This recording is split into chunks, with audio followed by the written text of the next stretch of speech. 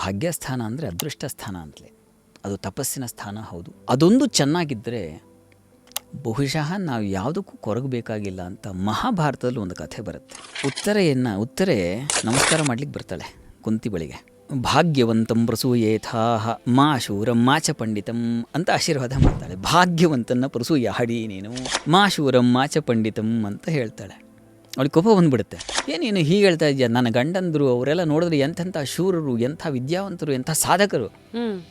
ನಿನ್ನ ಮಕ್ಕಳು ಅರ್ಜುನಾದಿಗಳೆಲ್ಲ ಎಂಥ ಸಾಧಕರು, ನೀನು ನನಗೆ ಹೇಳ್ತಾ ಇದ್ದೀಯ ನೀನು ಭಾಗ್ಯವಂತಂ ಪ್ರಸೂಯೇತಃ ಮಾ ಶೂರಂ ಮಾಚ ಪಂಡಿತಂ ಅಂತ ಹೇಳ್ತಾ ಇದೆಯಾ. ಶೂರರು ಬೇಡ, ಪಂಡಿತರು ಬೇಡ, ನೀನು ಭಾಗ್ಯವಂತನ ಹಡಿ ಅಂತ ಹೇಳ್ತಾ ಇದೆಯಾ, ನನಗೆ ಯಾಕೋ ಇದು ಅಂತ ಸ್ವಲ್ಪ ರೇಗ್ತಾಳೆ. ಅದಕ್ಕೆ ಕುಂತಿ ಹೇಳ್ತಾಳೆ, ಹೌದಮ್ಮ, ನನ್ನ ಮಕ್ಕಳೆಲ್ಲ ಶೂರರೇ, ಸಂಶಯ ಇಲ್ಲ, ಪಂಡಿತರೇ. ಆದರೆ ಅವರ ಯೌವನ ಕಾಲದಲ್ಲಿ ಕಾಡನ್ನು ಅಲ್ದಬಿಟ್ರು. ಕಾಡು ಅಜ್ಞಾತವಾಸ ಅಂತ ಅಲ್ಕೊಂಡಿರ್ಬೇಕಾದ ಪರಿಸ್ಥಿತಿ ಬಂತು. ಏನು ಮಾಡ್ತೀಯ, ಶೂರತ್ವ ಇದ್ದೆ, ನನಗೇನೋ ಅಷ್ಟಿದೆ ಇಷ್ಟಿದೆ ಅಂದ್ಕೋತೀವಿ, ನಮ್ಮ ಸ್ಟೇಟಸ್ ಇರುತ್ತೆ, ಹಣ ಇರುತ್ತೆ, ಇನ್ನೇನೋ ಪವರ್ ಇರುತ್ತೆ. ಇದು ಯಾವುದೂ ಏನೂ ಮಾಡಲ್ಲ.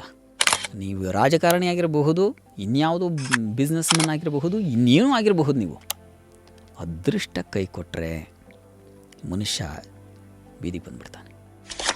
ಅದನ್ನು ಕುಂತಿ ಹೇಳಲು, ಅದೃಷ್ಟ ಒಂದಿದ್ದರೆ ಕೂತಲ್ಲಿಗೆ ಬರುತ್ತಮ್ಮ ಸಿಂಹಾಸನ. ಹೀಗಾಗಿ ಅಂಥ ಅದೃಷ್ಟವಂತನ ಹಾಡಿ ಅಂತ ಆಶೀರ್ವಾದ ಮಾಡಿದ್ಲು. ಹಾಗಾಗಿ ಈ 9ನೇ ಮನೆ ಅಂತಕ್ಕಂಥದ್ದು ಈ 12 ಮನೆಗಳಲ್ಲಿ ತುಂಬ ಅದರ ಅನುಗ್ರಹ ಬೇಕು ಅಂತ ನಾನು ವೈಯಕ್ತಿಕವಾಗಿ ಅಂದ್ಕೊಳ್ತೀನಿ. ಫುಲ್ ವಿಡಿಯೋನ ನೋಡಿ ಆನ್ ರ್ಯಾಪಿಡ್ ರಾಶ್ಮೀಸ್ ಯೂಟ್ಯೂಬ್ ಚಾನಲ್.